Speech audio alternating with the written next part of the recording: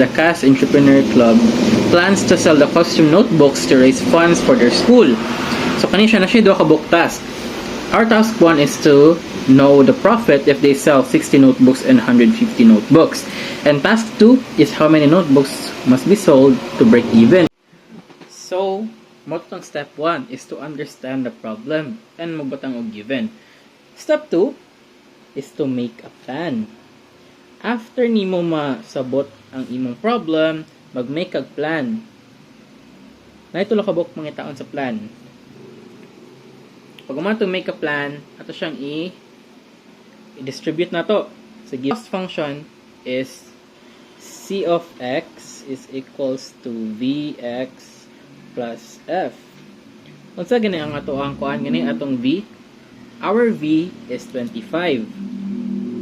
And our X is mag-base sa ato ang sa atong profit natin mga taon. So, leave it as it is. Atong F is 1,200. Since given man siya na neutral. Revenue, so na sa revenue. R of X is equals to PX. And PX will be 45 times the profit na atong pangitaon or ang atong X na naa. R of X minus C of X. Before to pangitaon si profit, you must find our cost and our revenue. So, sugot dito sa step 2 is step 3. Step 3 na to is to devise the plan. Number 1, muna ito ang cost function which is C of X is equals to, atong distributed rate, so para madali-dali ito. C of X is equals to 25 times 60 plus 100 and 1,200 of 60. Since mo man ang ato ang number of units, 25 times 60 is equals to 1,500 plus 1,200 is equal pila? 2,700 pesos. Muna siya ato ang cost function. So, ato siya i-box na siya. C of 60 equals to 2,700. Next, now, R of 60 is equals to 45 times 60, which is also 2,700 pesos. Revenue. That there is our revenue. Sunod na to is pangita na to ang atong profit function of the 60 notebooks. This is equals to R of X minus C of X. So ito siya i-distribute. Ang is equals to pila ito atong R of X 2,700. Also our C of X or our cost function is also 2,700. Therefore ang profit is 0. Profit is 0 for 60. Sunod na to paon is ang ato ang 120, which is our part 2 of the task or our part 2 of the task 1. So then, makita na tayo yung pan, C of X again. C of X is equals to 25, which is our neutral. 25 karon 150 na siya. 150 plus 1,200. 700 plus 1,200, 6,750. So, ang ato ang cost function for the 150 notebooks will be 4,150 pesos. So, ato siyang i-box gipin para makabulog itaong sa atong tamang answer ng revenue function. Our revenue function is also the same.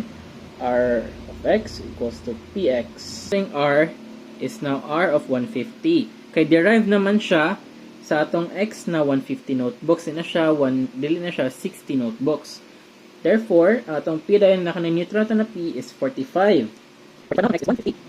45 times 150 is now R of 150 equals 6,750 pesos. Ang cost function C of 150 is 4,950 pesos. Dili day 650 pesos. Para na siya sa atong revenue function. Now, lastly, pangita na itong atong profit function. Equals to R of X. R of X minus C of X. Now, ito siyang i-derive. Itong R of X is 650 minus 4,950. Now, ang atong button na nila is atong i-minus. Ang atong din makuha na is 1,800. And that will be our profit for the 150 notebooks na atong sold for. So, nakuha na ito atong task 1. So, atong i-look back. When we devise the plan, ang ato ang cost function for the 60 notebooks is 2,700. Ang iyading revenue is 2,700 gyapon. So therefore, ang iyang profit is 0. Because profit is equals to revenue minus cost. So number 2, or part 2, ang atong 150 notebooks, ang natin dari is, yung cost function is 4,950, yung revenue is 6,750, and its profit is 1,800. So, itong step, we are now going, wait, ano na kung nakita ba? Okay, very good. Proceed sa task 2, which is how many notebooks to break even. Ang atong i-solve, So, step 1 is to set the equation equal. To set the equation equal, patang na to ang 45x equals 25x plus 1,200. So, muna siya ang ato ang P, muna siya itong V, plus ato ang F. So, step 1. Muna ito step 1.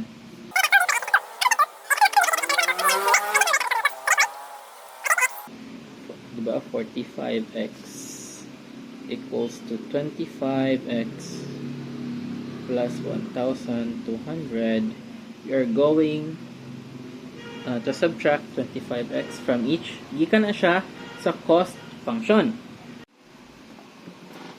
25x and then 25x pa na.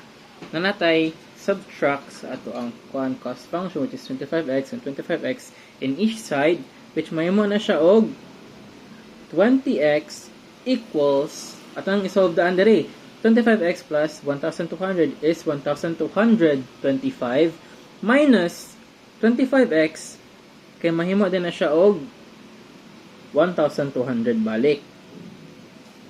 So kana nanatay given, na-subtract na siya by 25x. Tapos step 2 na ta, which is to isolate the x. So here we have 20x equals 1,200. To isolate the x, ato siyang gamitan og inverse function para makuha atong x. Therefore 20. So wala pa na 20. And then 1,200 divided by 20 is 60. Therefore, the total notebooks na atong i-sold to break even is 60 books.